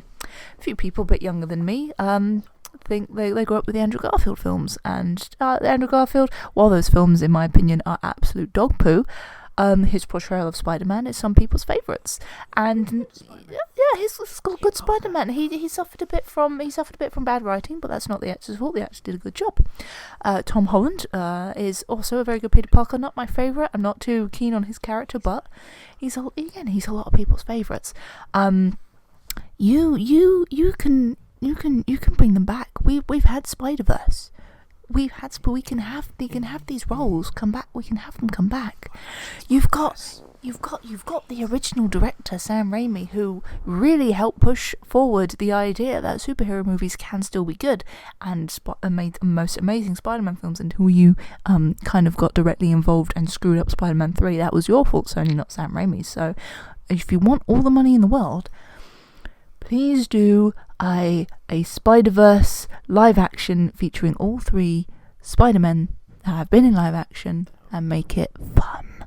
Can we have that, please? People have done fan edits. It's possible. Just do it. That look very, very good. Just do it. Yeah, that look very, very good. That's been your PSA for today. Yes, I do like those fan edits of you see Tobey Maguire, Andrew Garfield and Tom Holland all come out of like Doctor Strange portals. Because it would just tie in the fact that we've had 2 reboots in the space of 10 years. And they're set in different multiverses. And they're set in different universes. It's just so good. It works. Smash it together. So whether it is a separate live action Spider-Verse, or it's maybe involved in... Why not? Why not?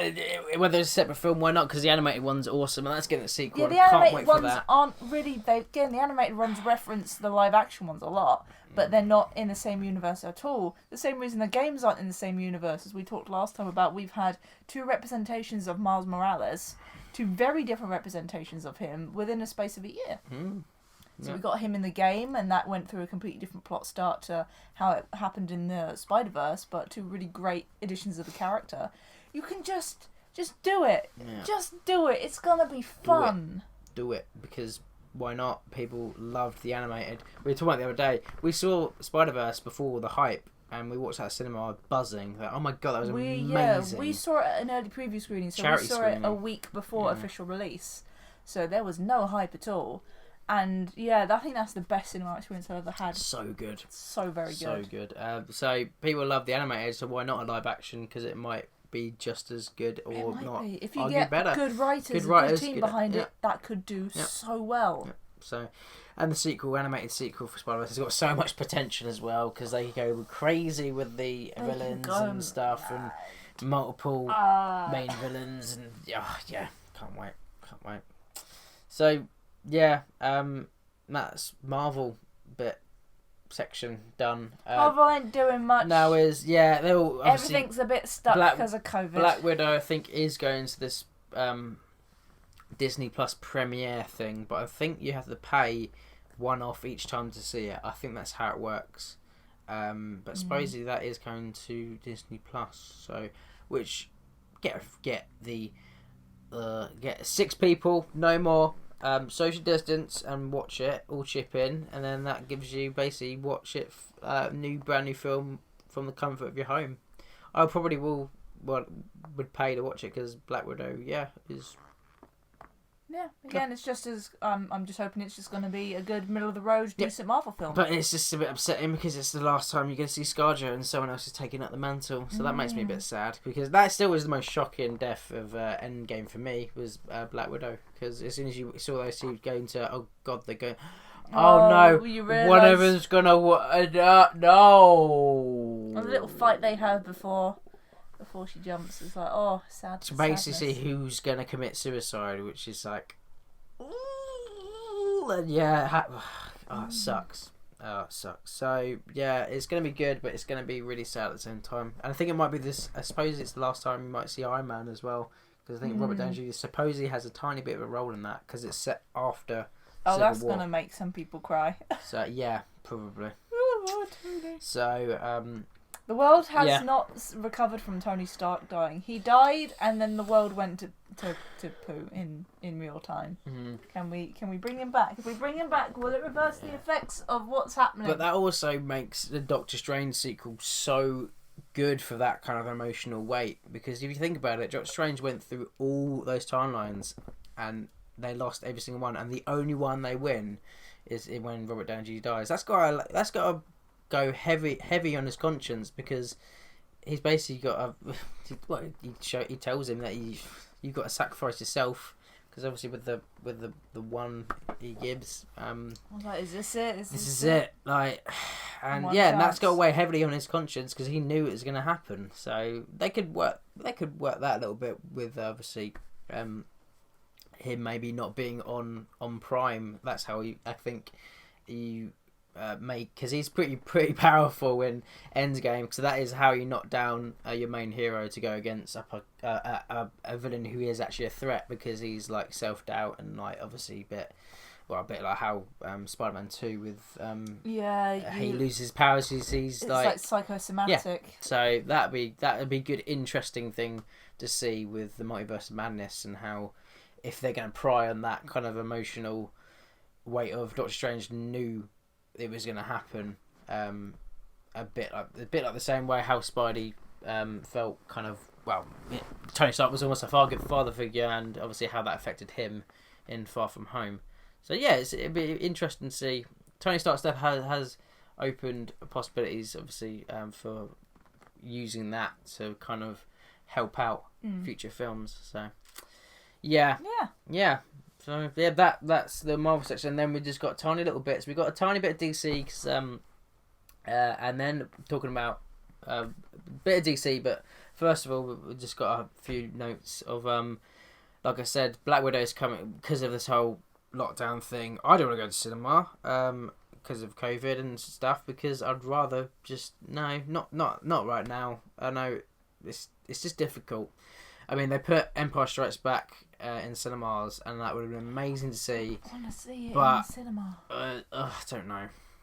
And it's not very local from here, the nearest cinema. So, and so they're doing Black Widow on Disney Plus, and we're just thinking if maybe that's going to go the way of it's going to be the thing. I thought of like each individual cinema is having a stream you pay the toll to watch it, and then it's on the stream, and then I just got to put the security up the butt to try and to basically all the security, everything you've got up the butt. And the only way to do it is how people do it in the cinema, do it on their phone, do it in camera corners. But you're still gonna have obviously films go on torrent sites and stuff before, like, and HD quality and everything before the film drops. But it's just just how it goes. It's just how it is. But I see that at the moment the only way to do it. If you give someone an easy way to do it, that just involves them paying a little bit of money, they're gonna do it over pirating. Definitely. So yeah, because obviously a lot's been delayed, and obviously Black Widow is supposed to come out earlier this year, and now they do the Disney Plus thing. We did mention I just saw the King. Well, it was actually on TV last night. Actually, the Kingsman Golden Circle, and that was great. That's the first time I saw it, like probably a few weeks ago, from when we were recording. And then it was on last night, and it was great fun. I really hope they do more films. Well, they got The King's Man coming out, which is the prequel. Hopefully do more films, but yeah, it kind of led me on the idea of maybe that's the way cinemas have got to go for now. So yeah.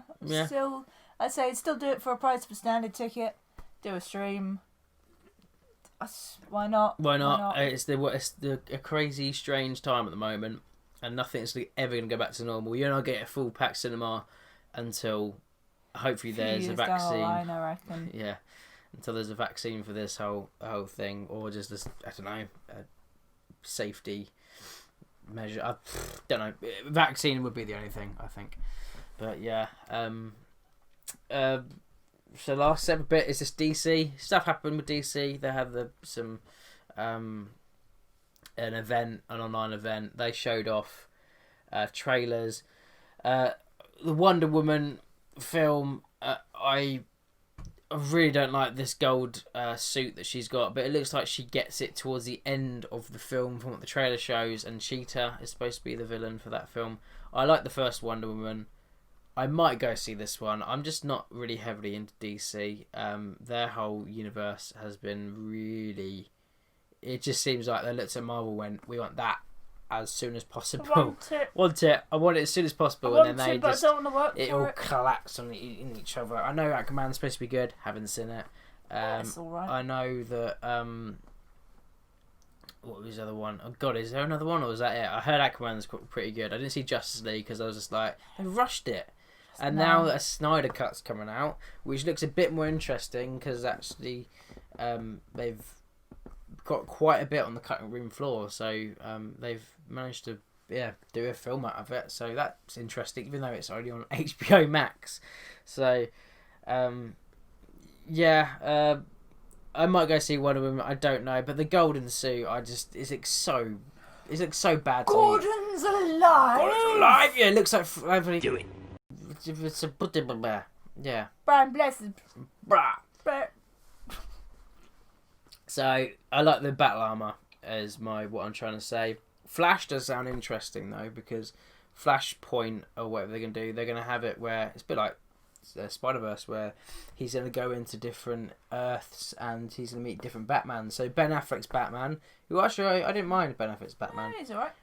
But most importantly, supposedly Michael Keaton's coming back as Batman and in one of those scenes. So yes. I might go see the Flash for that, because Tim Burton's Batman, fantastic. I love Tim Burton's Batman. Yeah, it was one of the early introductions of Batman for me. And the animated series with Kevin Conroy and obviously Mark Hamill as Joker. Legend. So I might go see Flash, and I did like Ben Affleck as Batman as well. So win-win.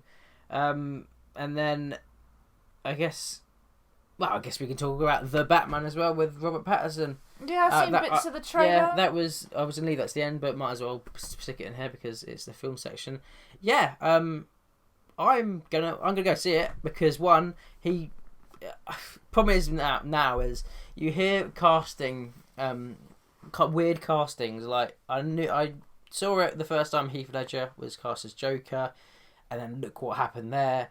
It's a tragedy that he passed away before he could continue the characters, because guaranteed he would have been the main character in the last one and would have knocked another performance out of the park. But people were in uproar the first time I heard that casting, and people were in uproar about Ben Affleck being his Batman, and with some people still a bit funny about that.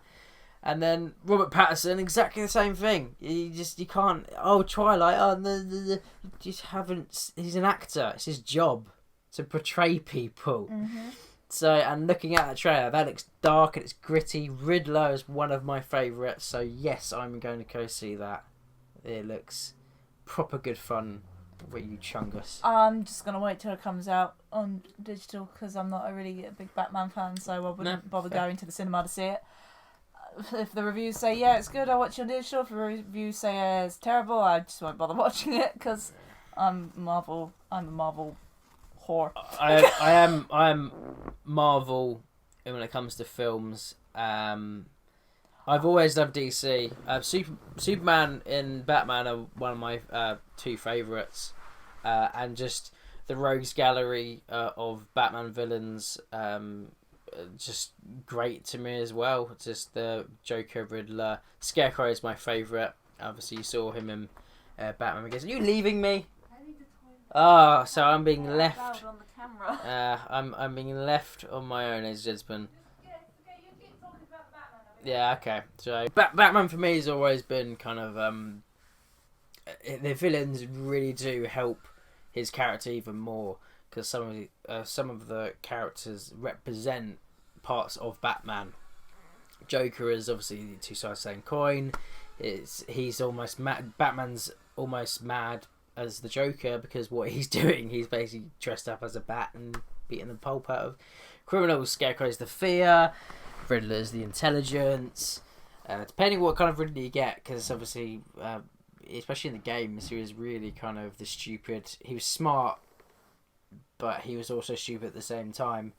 And this new one, and he obviously in the games he kidnapped people and put them in these death traps. So the film does look really cool and interesting because it does seem like a really gritty kind of Riddler, where he's just a serial killer. So. And posting all these riddles to Batman. So, and what I'm hoping is you get world's greatest detective Batman in this one, like Kevin Conroy is in the games and in the animated series. That was world's greatest detective. So I hope that's going to be the way they kind of either set that up to start with, and then in the future sequels, if it does well, he'll go off into that direction. But yeah, a bit more detective work I'm hoping in the new one, because I was just saying we haven't seen world's greatest detective kind of Batman in any films. Dark Knight wasn't really, he was like a brawler. Ben Affleck's one, a bit of a brawler. So hopefully it goes along the same lines as Kevin Conroy does in the games and the animated series, where it's literally like world's greatest detective. Mm-hmm. So that's what I'm hoping. And really, so yeah, I'll probably go see that if this madness is all over and we kind of go back to some sort of norm. If that's maybe possible. If that's possible. If not, it will be as soon as I can watch it. I'll watch it. And the last pointy bits is, which we can bounce off into the game section. They got a Suicide Squad film coming. I might go see it. James Gunn, you can trust. I can trust him. It will be a good fun film because obviously Guardians of the Galaxy. Mm-hmm. But it's weird what's going on with that, because it's like the James Gunn one is a complete reboot, but supposedly they are going to continue with the Suicide Squad film that happened with Will Smith and co. They are still going to go do a sequel to that one, which makes no sense. Supposedly that's what's happening. Correct me if I'm wrong, and it's been updated. But supposedly the Suicide Squad, the James Gunn one, is a complete reboot.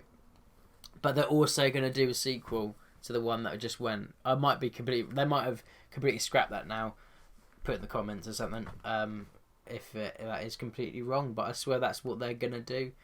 So I might go see it. I don't know. The cast is huge. It's got some pretty good actors in there. So it seems like a lot of people are going to die in that James Gunn Suicide Squad. Oh, goody. Yeah, so I mean, you got John Cena, Michael Rooker,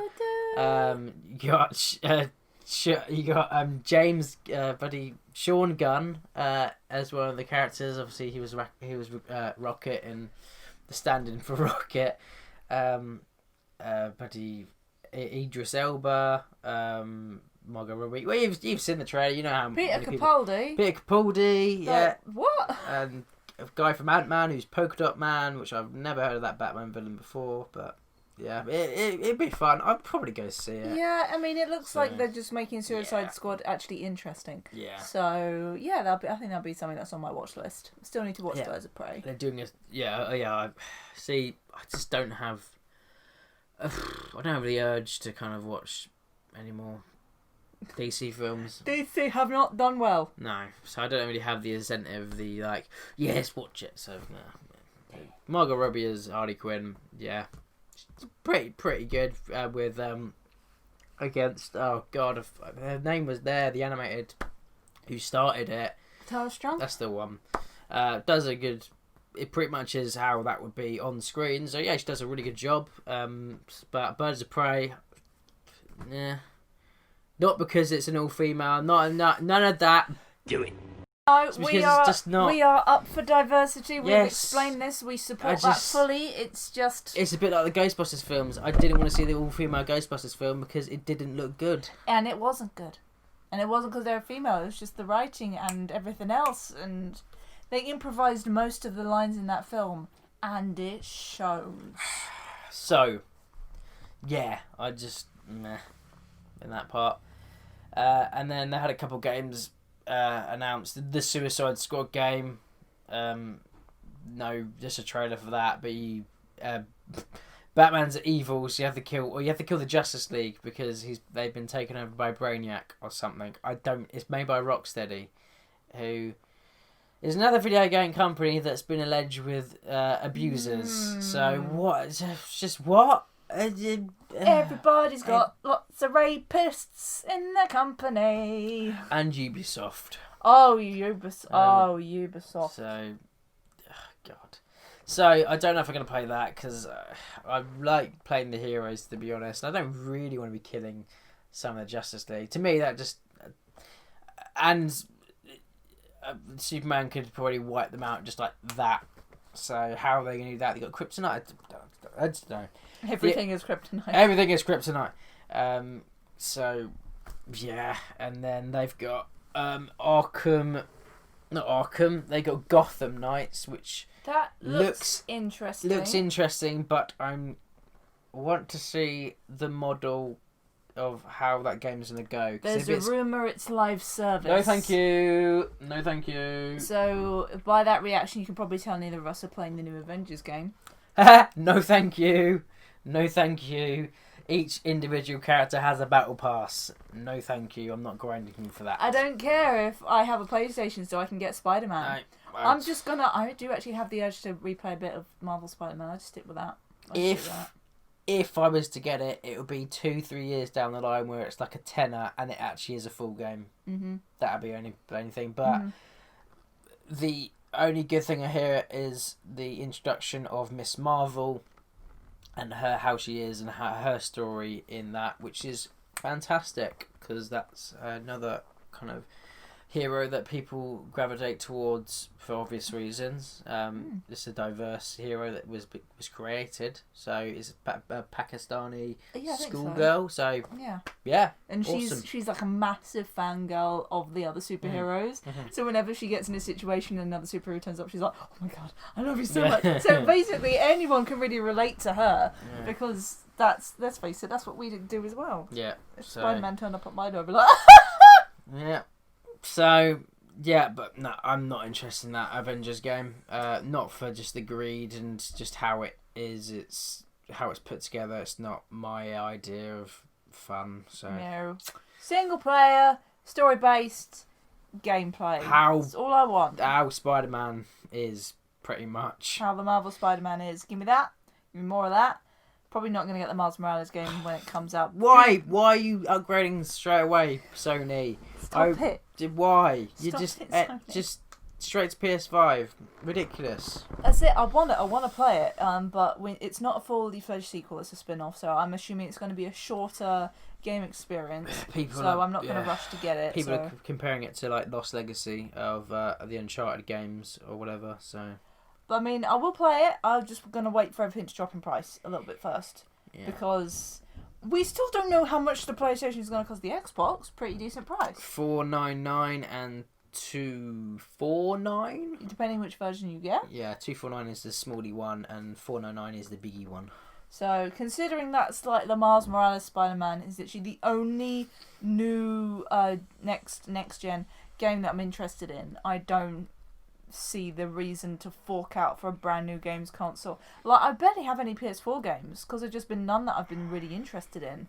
So I'm gonna get Cyberpunk when that comes out. That's gonna be on PS4. It's the only game I'm gonna get. I'm gonna get a Bugsnax, which is Guaranteed. the joke game that was announced for PS5 but is coming to PS4. So I want to play some Bugsnax. We've got Star Wars Squadrons. Gonna play that. Yeah. And the one that I was telling you yesterday that your dad texted me and was just like, "Oh my god, it's on the PS, it's on the PSVR." And I'm like, "Oh my Vader god!" And it's Immortal. Vader Immortal Yeah. that has been brought over from Oculus. That's Because cool. we were talking about how we never expect to play the game because it's Oculus exclusive, because it's by the ILM VFX Lab who develop it for Oculus and Oculus only. And no, it's literally just been ported over to PS4, so we've already seen playthroughs of it because we didn't think we'd ever get to play it because neither of us owned an Oculus. Nope.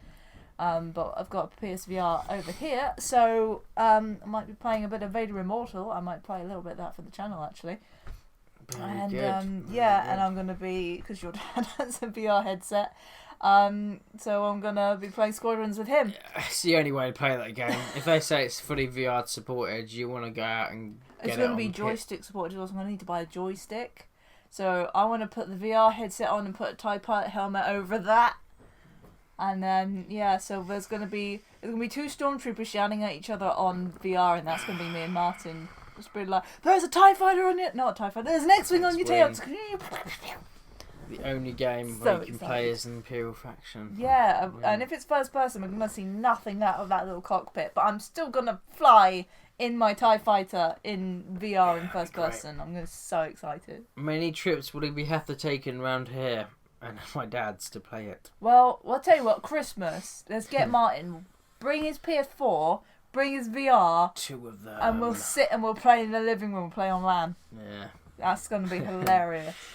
Great. That's pretty much all our topics, and surprisingly, this is probably going to be one of the shortest podcasts we've ever done. We've done it under 2 hours. You know. That's incredible. There you go. So, Wow. unless That's you... probably what it should be. Yes, we try and get to this level, and it might mean shorter when you edit it. Yeah, so. when I edit like lots of pauses and stuff out, Yeah. we'll probably be an hour and a half looking Yeah. at. So they're decent, and unless you think of anything else to round off, like I say, the only thing game-wise that I'm getting is Cyberpunk, and Ubisoft have just announced. It's difficult with that company because it's the higher-ups that have just rampant with abuse. They're not addressing it, and unfortunately they're responsible for one of my favorite games of all time, which is Prince Persia: Sands of Time, which now they just announced a remake for. So I'm going to probably pre-order that because it's an amazing game. So yeah, but Cyberpunk, and that's the only thing I'm going to get, and I'm going to hold off on getting next gen consoles especially for Xbox, because there's no incentive at the moment to get them because they've got a Game Pass service. And really, all the games are coming to that. So There's just nothing that's coming And out there's nothing new coming that's out, no. interesting. no, so To us at least. Yeah. There might be something for other people. so, but yeah, I think we covered everything, and most of the stuff we mentioned especially the Star Wars side, has been mentioned in the previous podcast. So go and check them out. It's just if you want to hear us ranting and raving about our feelings of Rise of Skywalker and some of our feelings on the other aspects of the fandoms we like, we've done 2 podcasts before. The first one, I was quite ill, so I apologise for my voice. I was losing my voice. But the second one was just us two mostly talking about Rise of Skywalker. Gosh, about Spider-Verse, I think, in that one We do. And talking about what we hope is going to be in the next main Spider-Man game, which I'm still hoping for some good villain action in that one, because they've set up some interesting people. And I want Ock to get back, because he's I really like that portrayal of Ock. They've done such a good job with him. So, Yeah. Octoboy, I want you back. Yeah. So yeah, that's it. That's us for now. Thank you very much for watching, and yeah, we're gonna probably do some more of these in the future. Whenever there's sort of big news that comes up, put that away. Okay. That's the wrong franchise. I know you like Trek as well, but don't do it. Next Gen. Woo! And Voyager. Woo! And a little bit of Enterprise. Woo. Woo. So yeah, we'll see you in the next one that we do. Whenever we do. It's just mostly whenever we feel like ranting about certain things. When we have enough topics and there's news that have come out. There's news, so yeah, maybe something will happen next year. You never know. I don't know if anything's going to be happening by the end of the year. Maybe we'll do something about the Mandalorian season 2 when that comes out. But maybe December or January. Yeah, so maybe early next year or end of this year. But yeah. So thank you very much for watching. Special thanks, as always, has got to go out to my supporters on Patreon, especially to Jeff Kinney, who's pledged to have his name shouted out on all my videos. If you want to support me and want to do on this channel, that's an option. Links are down in the description below and at the end of the videos. But again, if you just want to just support just by watching, then please do share the videos with other people. Of course, it's mostly Bill stuff on this channel. But if you just, want to hear us sit and chat for a bit, then the podcasts are always an option. So we will probably keep doing this, and it's just fun for us to sit and chat to you guys as well. Yes. So, yeah. Do share and like the video, because YouTube is just a pile of poo. The algorithms yes. and notifications Yes. and just where the videos are sat Yes. and just all that. So Yes. liking and sharing it and stuff, and Yes. it does help a lot, I Yes, believe. It so does. It does. It really does. If you do that, it's very nice. I will always know if my video gets shared somewhere, or if it's popped up in the recommended feeds, because I suddenly get a real boost in views. You can always tell if it's been shared, just from the views. So yeah, that's always appreciated if you do like. People that can support on Patreon, please. Yeah, it's not necessary, but if you do, you can. You get an How art much, print Lee? Every 2 months you months get a little sketch that I do. Boss has made, and it's really good. Well, apparently so. I don't know. It's all right if you like it. So yeah, we'll see you next time. Thanks again for watching. We gotta go eat food now. It's lunchtime. Ta-ra. Apologies for the noise in the background as well, if you can hear that throughout this. It's half of the house is being rebuilt. So ta-ra for now. See you later. May the force be with you. Goodbye. Enjoy. Try not to die from COVID and horrible people out there at the moment. Bye, everybody. Goodbye. Goodbye.